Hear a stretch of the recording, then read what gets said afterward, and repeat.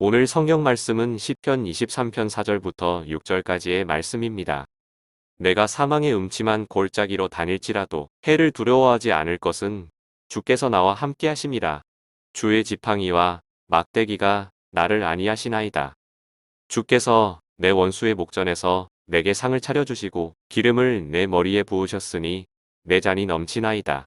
내 평생의 선하심과 인자하심이 반드시 나를 따르리니 내가 여호와의 집에 영원히 살리로다. 우는 자에게는 치료를, 불안해하는 자에게는 평안을, 절망하는 자에게는 소망을 주는 생명의 말씀이 시편 23편에 있는 말씀입니다. 시편은 총 150편으로 이루어져 있는데 그중에 다윗이 쓴 시편이 73편, 거의 절반 정도를 다윗이 썼습니다. 다윗은 그만큼 하나님 앞에 찬양하는 삶을 살았습니다.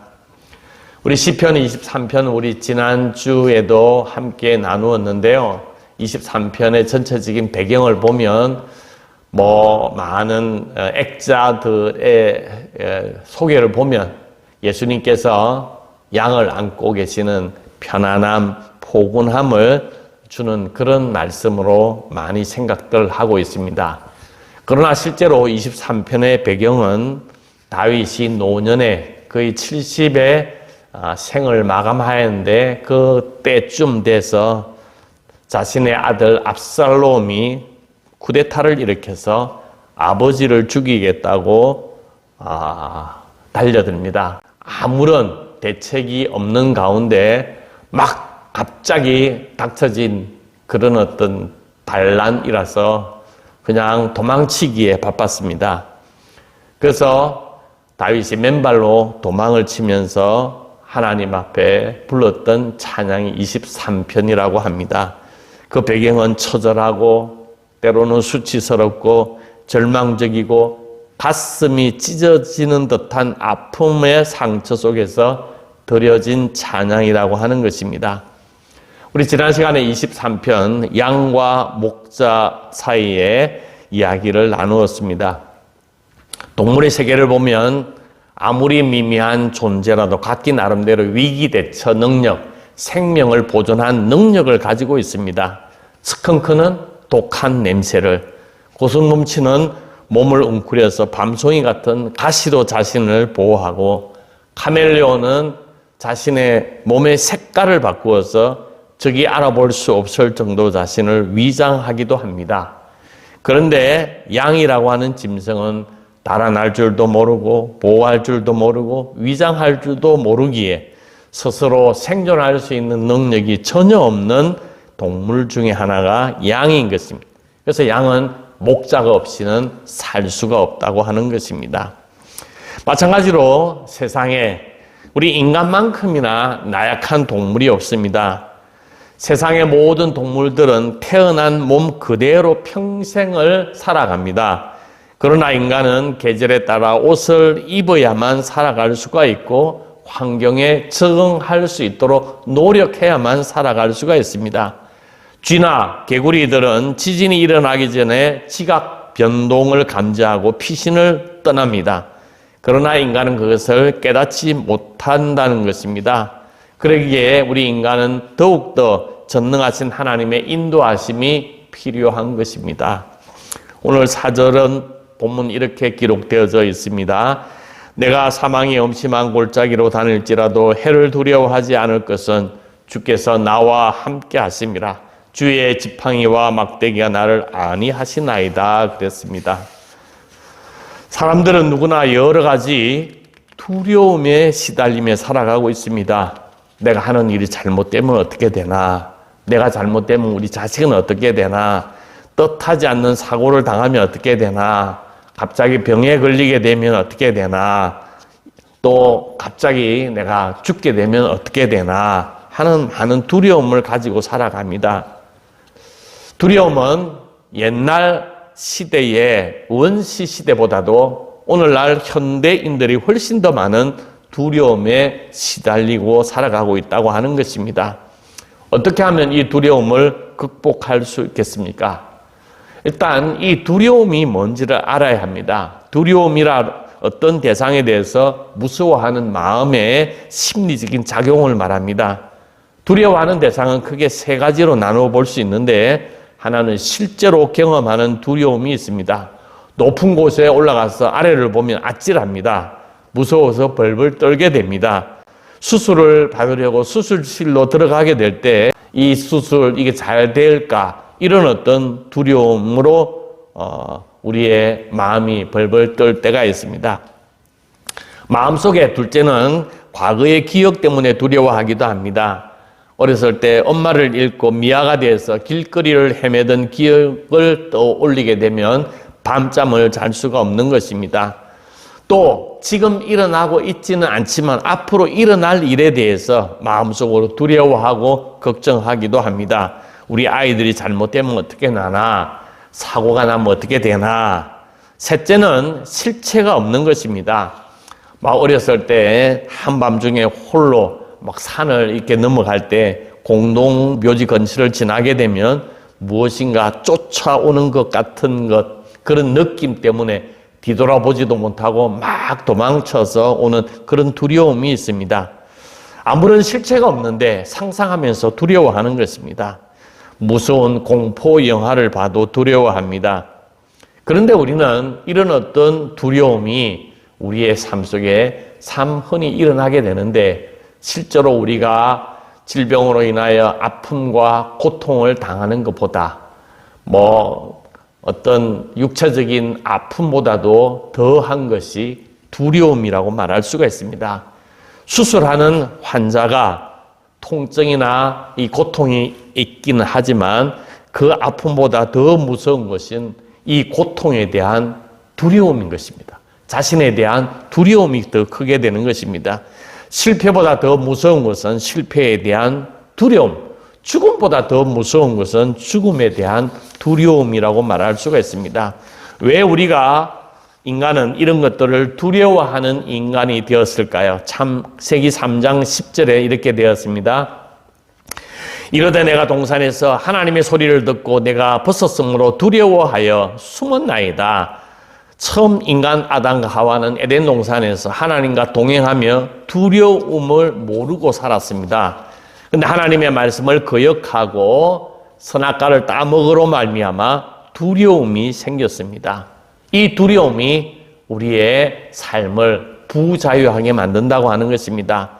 독사가 먹이를 사냥하는 방법은 아주 독특합니다. 먹이를 발견하면 순식간에 달려들어서 날카로운 이빨로 물어서 독을 온몸에 주입하게 됩니다. 그러나 먹잇감이 온몸에 독이 퍼짐으로 말미암아 꼼짝하지 못합니다. 도망치지도 못하고 저항하지도 못하고 그때 서서히 뱀은 먹이를 삼키는 것입니다. 사탄의 공격 방법도 이와 같이 우리에게 두려움의 독을 느끼도록 합니다. 두려움에 사로잡히게 되면 우리는 무력해지고 믿음이 흔들리게 됩니다. 그래서 우리를 공격하는 사탄의 가장 중요한 전략이 두려움을 준다고 하는 것입니다. 이 두려움이 사탄의 전략이라고 하는 것을 알게 될 때 우리는 두려움을 극복할 수 있는 길을 찾게 된다고 하는 것입니다. 우리가 자주 즐겨 부르는 찬송가 405장 3절 가사는 이렇습니다. 주의 보좌로 나아갈 때에 기뻐 찬미소리 외치고 겁과 두려움 없어지리니 영원하신 팔에 안기세. 우리가 합력하여 손을 일구어 나가시는 하나님을 믿을 때, 영원하신 팔에 안기게 될 때 우리의 두려움이 사라지게 된다고 하는 것입니다. 하나님과 동행하는 사람들은 결코 두려움이 다가올 수 없는 것입니다. 미국의 샌프란시스코에는 검문교라고 하는 골든 게이트 브리지라고 하는 검문교가 있습니다. 근데 이게 아주 높은 한 70m에서 100m 정도 위에서 다리 공사를 해야 하는데, 인부들이 70m, 100m 위에서 밑에 바다를 보니까 너무 아찔하니까 온몸이 마비가 되어서 많은 사람들이 바다에 떨어져 죽음을 당하게 되는 것입니다. 그러니까 위에 올라가서 일하려고 하는 사람이 없어서 공사가 중단되었습니다. 그래서 많은 기술자들과 거기에 있는 관계자들이 어떻게 하면 이 문제를 극복할 수 있을까 하고 그들이 고안해낸 것이 안전장치로 다리 밑에 그물을 치기로 했습니다. 공사를 하다가 떨어지게 되면 그물 때문에 살 수 있기 때문에 이 그물이 있다고 하는 이것 때문에 이 인부들은 두려움을 극복할 수 있었고 공사를 순조롭게 진행할 수 있었다고 하는 것입니다.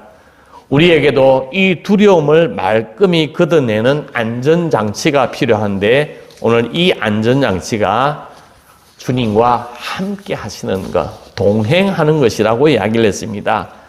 다윗은 그 동행하시는 하나님께서 주의 지팡이와 막대기로 우리를 지켜주신다고 고백하고 있습니다. 지팡이와 막대기, 목자에게는 두 가지가 있는데요. 지팡이는 끝이 굽어 있는 긴 장대로 양의 다리나 양의 목을 끌어서 끌어주기 위함입니다. 벼랑에 떨어지거나 가시덤불에 걸려 있을 때 그 양을 끌어올리기 위하여 사용하는 도구입니다. 막대기는 몽둥이, 그러니까 양을 잡아먹고 달라드는 사나운 짐승들을 때리고 쫓아내는 도구입니다. 이런 어떤 지켜주시고 보호하여 주시는 하나님의 은혜가 임하게 된다고 하는 것입니다. 5절에 보면 주께서 내 원수의 목전에서 내게 상을 차려주시고 기름을 내 머리에 부으셨으니 내 잔이 넘치나이다 그랬습니다. 기름을 머리에 발라주신다. 이 말이 좀 특이한 표현입니다. 그러나 양을 치는 사람들은 이것이 무슨 의미인지 쉽게 이해할 수가 있습니다.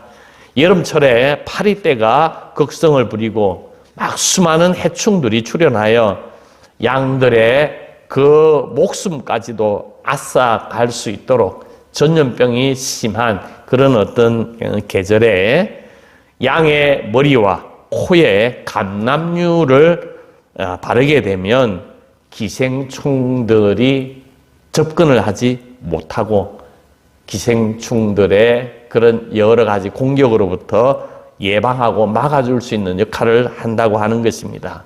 오늘날 기름은 성령을 이야기를 합니다. 기름 부으시면 하나님의 권능이 임한다고 하는 것입니다. 사도행전 우리 1장 8절 오직 성령이 너희에게 임하시면 너희가 권능을 받고 예루살렘과 온 유대와 사마리아와 땅끝까지 이르러 내 증인이 되리라 그렇게 말씀하셨습니다. 하나님의 백성은 원수의 목전에서 기름을 발라주셔서 권능 있는 하나님의 자녀로 나아가게 된다고 하는 것입니다. 오늘도 하나님께서 우리에게 기름 부어주셔서 23편 마지막 결론으로 나의 평생의 선하심과 인자하심이 정녕 나를 따르니 내가 여호와의 집에 영원히 거하리로다 그랬습니다. 죽음 가운데서도 성도들을 형통케 하신다는 것입니다. 우리는 하나님의 자녀입니다. 양과 목자와 관계듯이 우리는 하나님의 집에 거하는 것입니다. 왜? 하나님의 자녀니까. 하나님의 집에 거하는 사람은 당연히 하나님의 자녀만이 가능한 것입니다. 하나님의 자녀가 될 때 우리는 영원한 하나님 나라에서 안식할 수가 있습니다. 근데 이 사실을 알고 사탄은 끊임없이 우리에게 하나님 곁을 떠나라고 우리를 유혹하는 것입니다. 이속 우화에 보면 이런 내용들이 있습니다.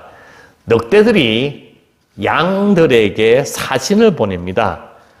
우리 그동안 많이 불편하고 서로 싸우고 그랬는데 사이좋게 지내자. 그러면서 사신을 보내서 뭐라 그러냐면 우리가 그동안 많이 싸웠는데 싸움의 가장 주된 원인은 너희들을 지키던 저 개들 때문이다. 저 개들이 자꾸 짖어서 우리가 늘 싸우게 되었다. 우리가 너희들과 함께 가까이 지내려고 한다면 저 짖는 개들을 이렇게 좀 쫓아내면 우리 늑대가 너희 양들과 평화롭게 지낼 수 있겠다. 그러면서 사신을 보냈습니다. 그러면 너희들이 만약에 개를 쫓아버려 준다면 우리와 영원히 우정의 관계를 맺게 될 것이라고 약속을 합니다. 어리석은 양들은 늑대의 말에 솔깃하여 자기들을 지켜주던 개들을 쫓아내버렸습니다. 그러자 늑대들은 바로 보호자 없는 양들을 손쉽게 잡아 먹을 수 있었기에 양들은 꼼짝없이 당하고 말았다고 하는 것입니다. 사탄은 늑대처럼 오늘 우리를 유혹합니다. 우리에게 선한 목자 되신 하나님으로부터 떠나라고 유혹을 합니다. 내 인생은 내 마음대로, 내 스스로, 내 결정대로 살아야 한다고 우리를 유혹합니다. 그러나 오늘 우리는 양임을 꼭 기억해야 합니다. 그리고 그 목자 되신 하나님은 늘 우리와 함께 하신다는 것입니다.